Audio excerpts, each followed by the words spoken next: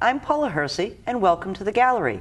We're here today with Thomas Nigro, our featured artist for December in the Cape Cod Community Media Center's gallery. Welcome, Thomas. Thank you. Nice to be here. I think you have actually been here back a couple of years ago, have you not? Yeah, I was here. Time goes by. It's already been 2012 when I was last here. So I'm looking forward to bringing some new art and some new inspiration. New inspiration. I love your art. It's absolutely gorgeous. Can you tell us a little bit about the style of art that you're producing? Most people, when they see the art, are considering it Aboriginal style. I mean, I'm obviously not an Aboriginal, but the style is in the Aboriginal way, and that came to me rather organically.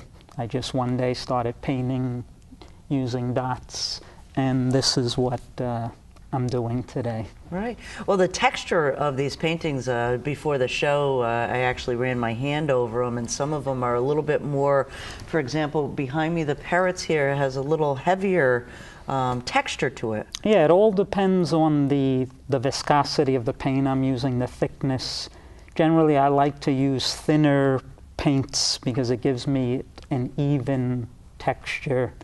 But sometimes for the color I need, I experiment with different thicknesses. And in the parrot painting behind you, it's clearly a much thicker pigment that I was using. Just amazing, and there's a little bit of sea life here. I believe those are grouper. Yeah, this is my latest painting, and it's a group of grouper, and this is kind of matching with the parrots, where I've been doing animals that are on the endangered list. So I think a lot of parrots and the grouper people don't realize that these animals are endangered. So in the last few months, I've been doing a series on endangered species. That's amazing. Because a lot of my art is animals and wildlife. So right. I am inspired by that. Well, you're living in a perfect area. You're originally from Manhattan, the Bronx, yeah. And went to college at Manhattan. You've done a lot of different things. You were a chef at one point in time. Yep, also in New York City. And then when I was a child, I was vacationing on the Cape, and like most kids from the city, I was always saying, when I grow up, I'm gonna move here. And although I haven't grown up, I have moved here. So, and I do believe, like, since I've moved here, like, my artistic inspiration and doing the art has really developed greatly. The city for me was more a negative, wasn't a creative atmosphere for me. We hear that Cape Cod is a muse for so many artists here, so welcome to the artist enclave, I guess you could. It is true. And like, people look at me or look at my art, not so much at me, but it may not be Cape Cod related, but if I wasn't on the Cape, I wouldn't be producing the art. So the energy of Cape Cod is enabled me to do this, and I really believe that. So I'm always curious, as artists, what's your day like? Do you get up and all of a sudden have an idea of a painting, or do you need to take a walk? Do you paint every day? I try to paint every day, but that doesn't always happen.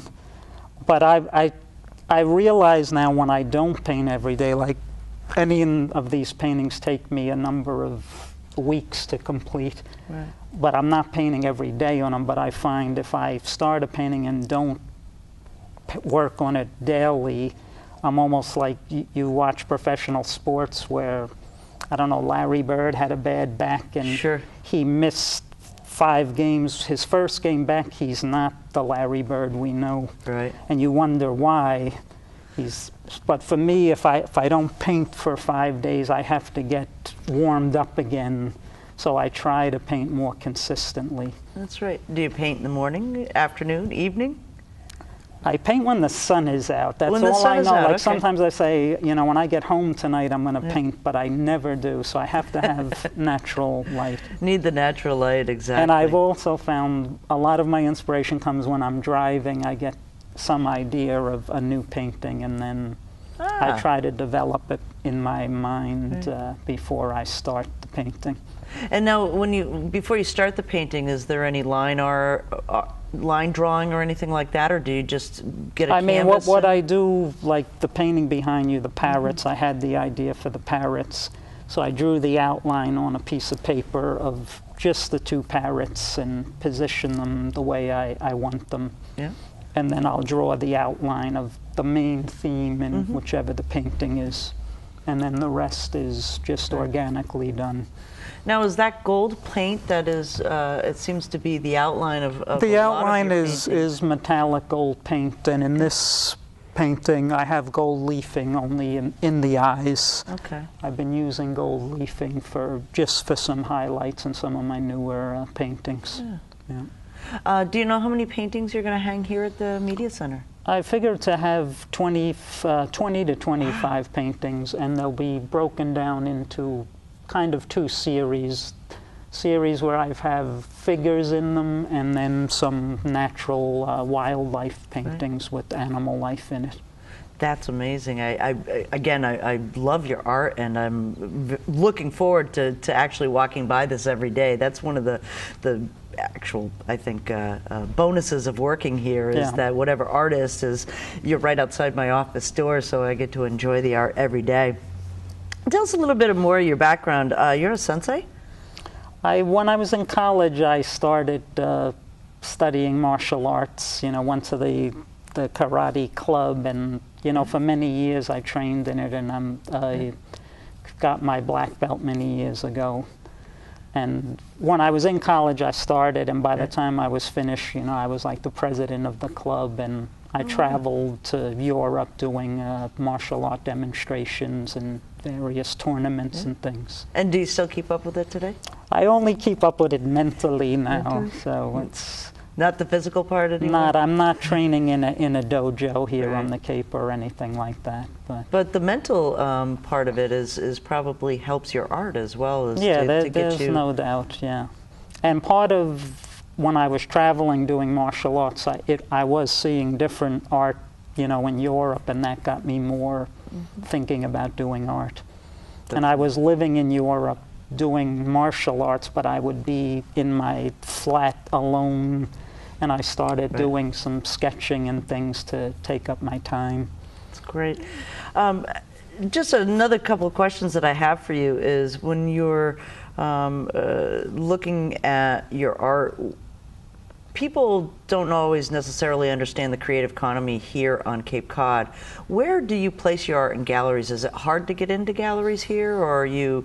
I mean, for me, people, say an emerging artist. I'm starting to get somewhat known around, but it's very hard to get into a gallery that's suited for the individual artist. Right. Like, I've put my stuff in some different places, but I've never really felt, comfortable that this is the right place. So it's an ongoing search to find the right place for it.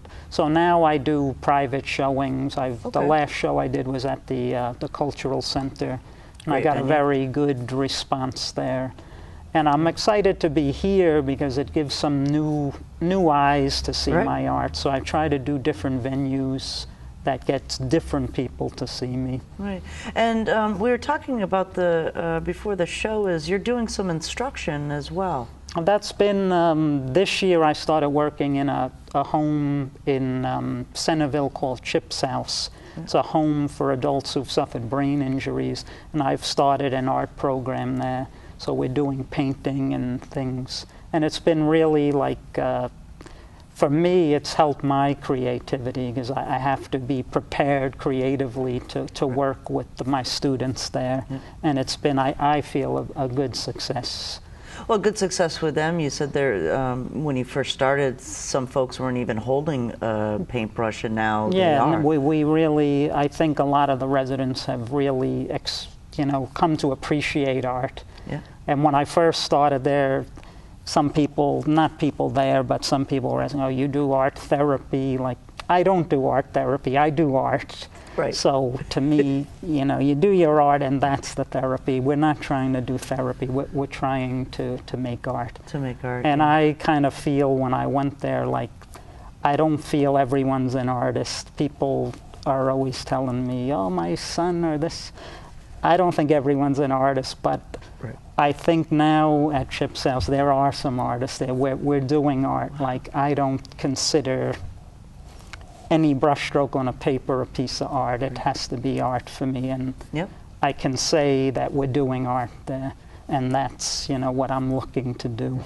I think that's a wonderful program. Obviously, getting some type of paintbrush or dexterity for brain injury is really important. It helps them, obviously. Yeah, absolutely. And like you said, it's giving you some inspiration Yeah. now as well. I mean, I learned as an artist there, like, I have my own style, and I think artists tend to, I don't know, not want to see other styles, but when I'm there, I can't expect students to do my style. So we're not doing my style, and I'm trying to coordinate the art to fit what they can do in their style. So it's helped me, and I'm doing different art to get prepared for art class and things. So folks can find out more information on your website? Yeah, you can go to my website, which is tnigroart.com. Okay. Information to reach me, information of when I'm doing shows, where I am. And I encourage people to come out, because I'm trying to get Right. new people to see me. Right. And as far as Chip's House, I do shows. We're trying to organize a winter show. Will be coming up. Same thing if you contact me, because we send out emails and things, or go to Chip's House website. Just, you know, Google Chip's House. Okay. You'll be apprised of when we're doing shows and things. Are you going to have a reception here at the Media Center? We will be having a reception on Monday, December 1st, from 5 to 8 o'clock. We'll have refreshments. I'll be here. And That's great. It'll be the first night for the opening. And Okay. the art will be here the whole month.